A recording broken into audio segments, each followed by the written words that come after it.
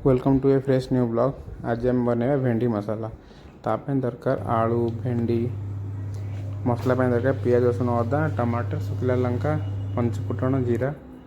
Fast आम कौन कढ़ई नवा कढ़ई तेल नवा तेल गरम होगापर आलू जितने कटा ही रही आलू सब जगह पकेबा।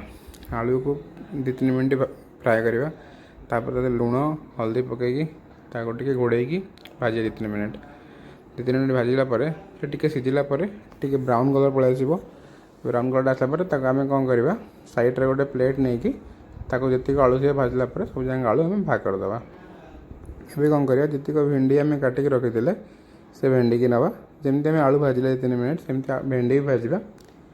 भेंडी फास्ट टी समय भाजला लुण हल्दी पकेबा सेमती घोड़े भाजवा टी समय भेंडा सीझला पानी अंशा मरीगला आम घोड़े भाजी 2-3 मिनट से सब मरीज आम भाग करदे। जमी आम आलू को साइड्रे भाग करदे सेमती भेंडी भाजीगला साइड्रे बाहर कर रखा।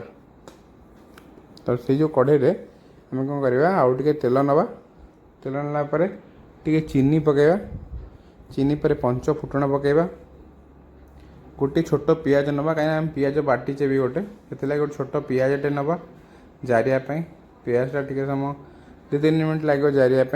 देखो पियाजटा भी जरा हो पियाजटा जरा जो मसला आम बाटी थे टमाटर अदा रसुण शुखला लंका जीरा देखो ये पेस्टा भी पकेबा।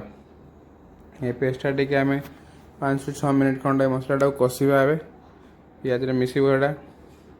देखो मुझे हल्का हल्का लो फ्लेम कसुची हाई फ्लेम लगे मसला टी लगिज लगे लो फ्लेम आम 2-3 मिनट कषा। तापर कौन करवा लुण हल्दी शुखला लंका गुंड पकई पानी देके आम कषा 10-15 मिनट कसला अदा रसुण स्मेलटा से पलैब लो फ्लेम आम कषा जेपर्यंत तेल न छाड़ी से पर्यंत आम भलसे कषा। मु पाखापाखि 7-8 मिनट यहाँ कषी कसला कौन करवा आम टे पानी भी दबा कहीं हल्का लगी जाऊ मुझे हल्का पानी देकी से मसलाटा कसुली मसलाटा कषाला टे समय घोड़े देवा हल्का पानी देकी देखो मुझे कसुची पानीटा पानी दे फुटा जो देखिए पानीटा टे फुटी आम कौन करवा से जो 2 पीस आंबुल ना आंबुल टे पकड़ा कौन घरे आम बना भेंडीटा खटा खटा लगे तापर आम से आलू भेंडी टे पकई टे कषा टे समय कसला टे पानी दे कषा। देखिए प्राय पानी छाड़ी तापर आम कौन करवा हल्का हल्का ड्राए रही भल लगे भेंडी मसलाटा 15 मिनट खंड भेंडी मसलाटा कसला आम साइड्रे गोटे प्लेट्रे काढ़ी भेंडी मसला घरे कर खाइबा।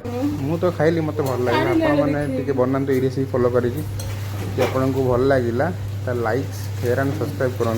आ कौन वीडियो मुझे बनइबी ओडिया स्टाइल टे कहूँ। Thank you.